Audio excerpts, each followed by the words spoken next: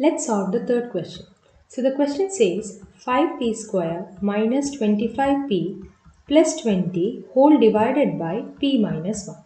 Now let's see the numerator. The numerator is 5p square minus 25p plus 20.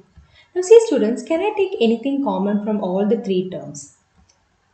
So if you observe, we can see that we can take 5 as a common term from the first term, second term as well as from the third term. So if I take 5 outside, what is left in the first term? Yes, I have p square, and in the second term I have 5p, and in the third term I have plus 4. Now to solve this question further, let's take p square minus 5p plus 4. So we have learned a method that is splitting the middle term. That is, if I take two numbers a plus b, I should get minus 5. And if I take the same numbers, the product of those numbers should be 4. Let's write the sum is equal to minus 5 and product is equal to 4. So if you do a quick guess, you can see that the numbers are minus 4 plus minus 1, and these numbers when multiplied together, that is minus 4 into minus 1, gives us 4. So minus 4 plus minus 1 is equal to minus 5, and minus 4 multiplied with minus 1 is equal to positive 4. So what we will do next is, instead of writing minus 5p, we will write minus 4p minus 1p plus 4.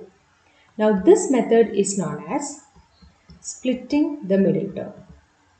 Splitting the middle term. That is, instead of minus 5p here, instead of minus 5p, I have splitted minus 5p into two parts, that is minus 4p minus 1p. Now in the next step, we can just regroup these two terms together. And let's take the common term. I can see p as a common term in p square minus 4p. So if I take p as a common term, what is left? P minus 4. I have nothing to take as a common term. So I am just taking minus 1 from this side. So I will be having p minus 4. See students, I am taking minus 1 as a common term. So if I am taking minus 1 outside, that means it will be minus 4 left. Now from both these terms, what can I take as a common term? I can take this p minus 4 as a common term. So if I take p minus 4 here, what is left in the first term? Just p. What is left in the second term? Minus 1. So this is one part of the problem. Now let's go back to the original question. Now see students, my question was 5 into p square minus 5p plus 4 divided by p minus 1.